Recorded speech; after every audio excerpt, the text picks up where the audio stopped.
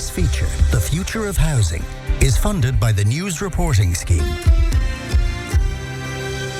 And the Future of Housing will deliver sustained, in-depth reporting on housing in County Clare to provide clarity, context and accountability. Each week we're examining a different aspect of the crisis, from supply and pricing trends to planning permission barriers, social housing allocations, mortgage access and the role of sustainable rural building, answering the key questions. This week's focus is on social housing and principal advice with Padraig, the Senior Executive Officer of Clare County Council's Housing Delivery, Infrastructure Provision and Land Activation Directorate, and Anne-Marie O'Reilly, Threshold National Advocacy Manager. They discuss social housing and tenant support in Clare, how to access help, understand renters' rights and navigate council housing applications and supports. Padraig, we get the ball rolling with yourself. Can you just outline for us, how can individuals or families in Clare apply for social housing through the local authority, and what kind of criteria do they have to meet?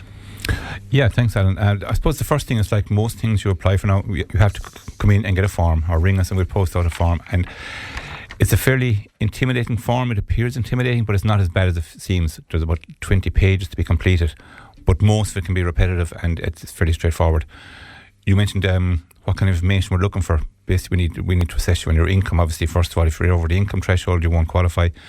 We're looking at your nationality status. Are you from Ireland, from the EU, non-EU, UK, etc.? And there's different criteria around permission to reside in the country. Is there alternative accommodation available that you might be able to use yourself? Do you own a property? Do you have a property that you're not living in but you're renting out that you could take back, which creates other issues for other people? And have you a previous history of council or council tenancy across the country, either with ourselves or with an HB, and that can affect your application. Okay, whether it was a positive or negative Absolutely, experience. Yeah. Okay, yeah. And so once someone applies for social housing, what does the assessment process involve, and how long can it typically take? Or I'm sure differing circumstances give the individual and everything associated with them that you've just outlined. Yeah, it can take up to 12 weeks and in some cases longer, but irrespective of how long it takes, if it takes more than 12 weeks, your qualification date is backdated to 12 weeks from when your application is completed. And obviously we to assess all the criteria I mentioned earlier around your income and your nationality, alternative accommodation. And then when deemed eligible for assessment, we go into what we call a housing needs assessment, which is what your need. Is it a homeless need? Is it a disability requirement? Is it involuntary sharing, which we have an awful lot of at the moment? Is it just that you need help with the rent? So there's different categories then of your need.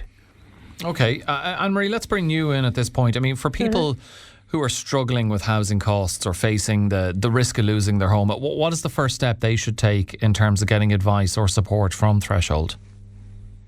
So get in touch as early as possible, as soon as you think, oh, this might be a problem, or I might need a bit of advice or help with this down the line.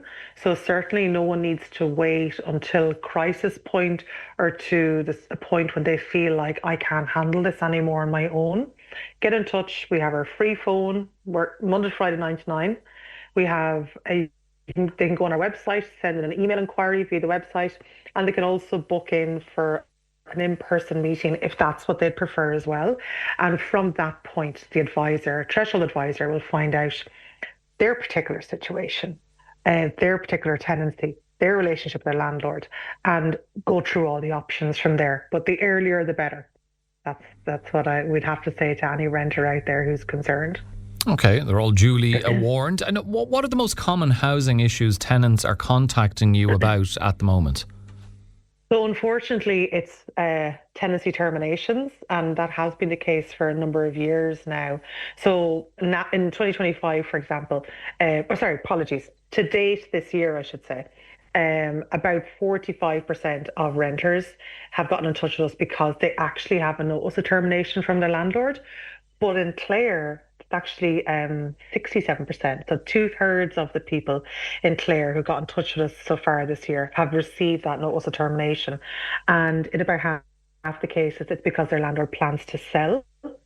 And even when someone doesn't have a notice of termination, the other most common reason people are getting in touch is because they're actually worried their landlord is going to end the tenancy. And that might be because the landlord perhaps has said something in passing, maybe just said, oh, we're thinking about selling up, or it could be, a fear because of what they're seeing going on around them. So those really have become the main concerns and queries coming from renters in general. But beyond that, we assist with people who have received a rent increase, maybe can't get their deposit back, maybe there's something that needs to be fixed in the home and that hasn't been done by the landlord. A whole array, anything else that could come up in someone's private rental tenancy. Also, if they're looking for help trying to get their HAP forms filled out and set up, or anything at all like that. Yeah. Okay, I do want to come back to you on that, and particularly, it's something we talk about a lot in the show, and renters will feel it's very much the ball is in the landlord's court. They have the power, but I know from speaking to certain guests we've had as well on the show, auctioneers, they feel that there is still a need for landlords, particularly the mom and pop landlords. So look, we'll get back to that in just a moment, but Padraig, just to bring you back in terms of housing supports, what kind of housing supports are currently available through the local authority? Yeah, I suppose everyone's aware of what we call the standard social housing, where we build, we buy turnkeys, and there are council housing estates historically around the county. And those are widely available. We have 3,000 of them currently in the county. We also have about 1,040 properties provided via approved housing bodies, and it's the same criteria. You go on the housing list and we make the nominations to those bodies. But I think Anne-Marie mentioned there, HAP. HAP is a support we have able to provide to people who are renting privately towards their rent. And there's a RAS scheme where we can do a three-way agreement with a landlord and a tenant and ourselves, where we'll pay, I think it's 92% of market value to the landlord, and then the tenant becomes a joint tenant of ourselves and the RAS landlord, and they pay differential rent to ourselves. I think it's important to mention the notice of terminations that Anne-Marie discussed, and the importance of letting us know as soon as you get one of those things. And even for people who think they won't qualify for social housing because they're over the income limit, please contact us as well, because there is a scheme available, and it's called Cost Rental Tenant in Situ. And it's for households who exceed the income limit for social housing but will still be under 59,000 threshold for net income. And we can refer those applications up to the housing agency, who might then engage with the landlord with the possibility of buying the property on their behalf. There's also an option for people that might avail of a local authority housing loan to buy the property that the landlord is selling. So there's other options other than social housing. So even if someone's over the income limit and thinks they won't qualify for social housing, we still encourage them to contact us, and we'll see what advice we can add to what Anne-Marie is already advising. Okay, and I think that'll be of comfort to people who maybe weren't aware of that. And I wonder what supports are available then for vulnerable residents, the likes of the older people, those living with disabilities, or like the people who are at risk of losing their home who'd go to threshold. Yeah, again, anyone who's at risk of losing their home, please contact our homeless team. You don't have to be sleeping rough on the street to be considered at risk of homelessness. It's not the case anymore. Maybe that was historically. We have families at risk of homelessness who are working quite good jobs around the county. Again, advice will be given. We have a homeless HAP place finder who might help assist in finding a HAP placement. There's homeless HAP payments that we made. There's advice. We can work with landlords around extending leases, extending new contracts with the landlord around the RAS system. Again, people with disabilities, we have properties that are adapted. All new schemes now, we try to get what we call fully accessible properties built as part of the schemes for people with disabilities. Very important to anyone who comes to us with a disability that requires adaptations, that we have OT reports that we can outline exactly what needs are required, so we can pick the proper house, we can get housing adaptations made. And again, older people, I think a lot of older people want really security of where they're living, safety, I suppose companionship. So we have a number of what we call older person dwellings in group settings that people can avail of when their turn comes, obviously, and when vacancies arise.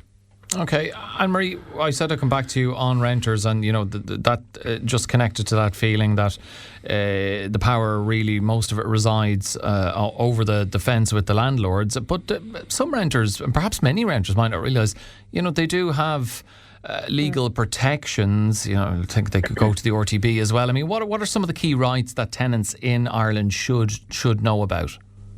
So I suppose first and foremost, this might seem like an obvious one, but that they have a right to what's called peaceful and exclusive occupation of their home.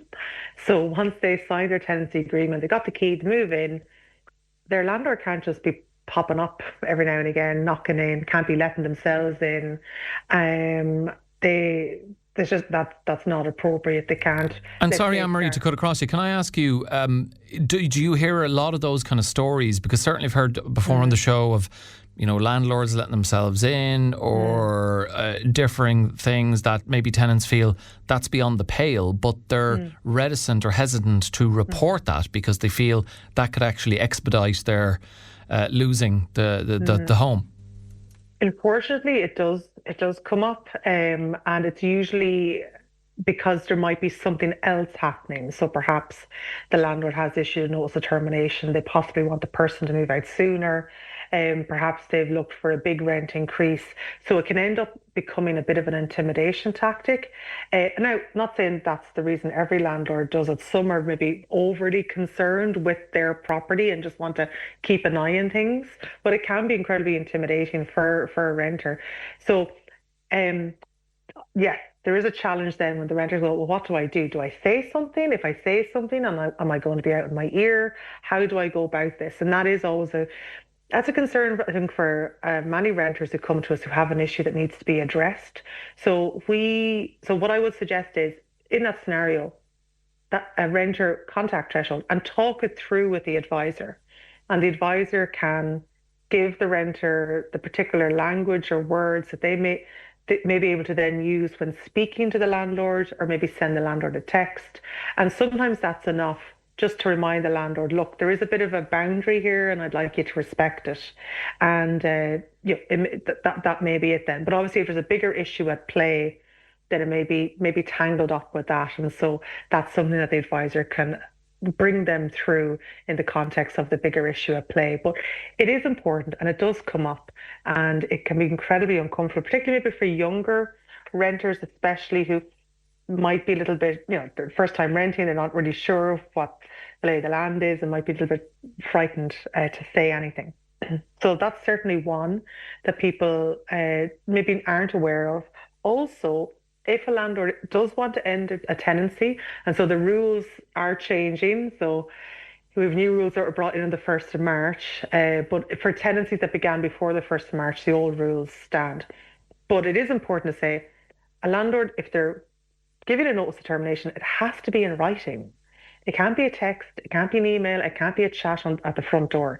It has to be in writing, it has to take a particular form, it has to include certain information, and the landlord also has to send it to the RTB for it to be valid.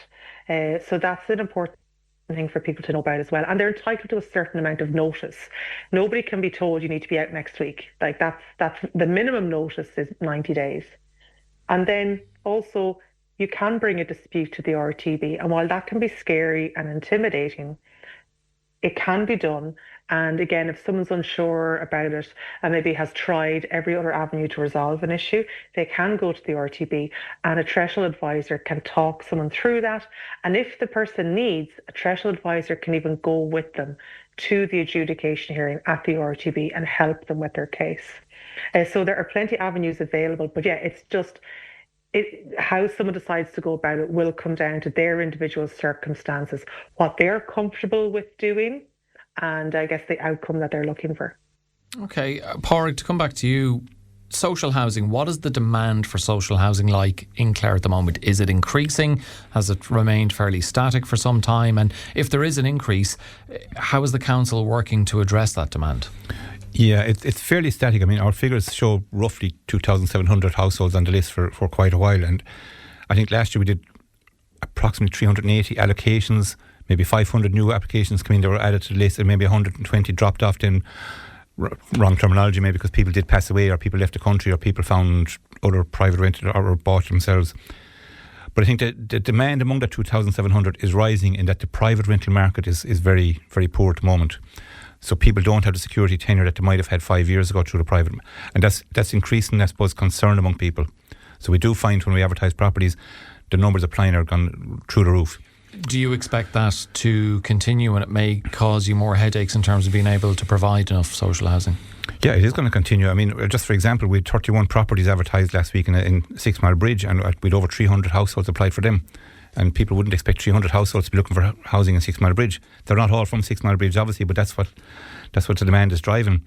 So again, I think you mentioned my title there, and the long directorate that we have now, the HDIPLA, I think we call it. It's even a long acronym. It is, as well.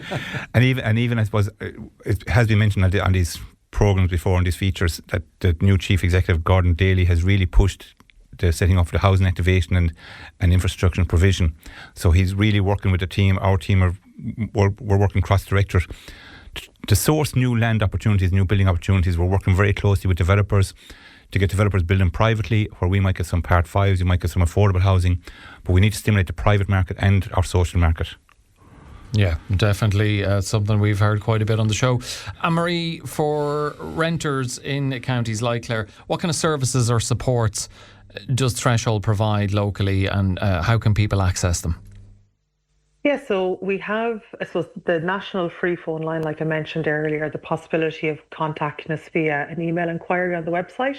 But then we do also have in-person, on-the-ground services. So in Clare at present, we have an outreach clinic in Ennis. Now, it's currently just the first Thursday of every month. And if someone wants to book an appointment there, they can pop onto our website, threshold.ie, go to the book an appointment, pop in their details. We also have outreach clinics and appointments available in Galway City and Limerick City. So for some people, those might be suitable locations as well to travel to. But when you ring the free phone, and you will get through directly to an advisor who will be able to speak to you there and then. So we really, like I said, we operate 9 to 9, so we really try and make ourselves as accessible as possible to people, and stick with them as much as they need us until they can get their issue resolved. Okay, and final word to you, Padraig, if people do need to contact the local authority in relation to applying for accessing the social housing, what's the best way to go about that? Pop into council offices, go online? Pop into the office is very, very handy. Our public office is open 9 to 1. We have appointment only after that, just to give lads a chance to get the paperwork done in the background. Obviously online, there's a lot of information online. Make a phone call, ring us, email into housing@clare.co. We'll respond no matter what way you contact us. Okay, we do have to leave there, but my thanks to Anne-Marie O'Reilly, the National Advocacy Manager with Threshold, and deep intake of breath for, as Padraig mentioned, his lengthy title, Senior Executive Officer with the Council's Housing Delivery, Infrastructure Provision and Land Activation Directorate. Thank you as well, Padraig McCormick, for being with us on the show. This feature, The Future of Housing, is funded by the News Reporting Scheme.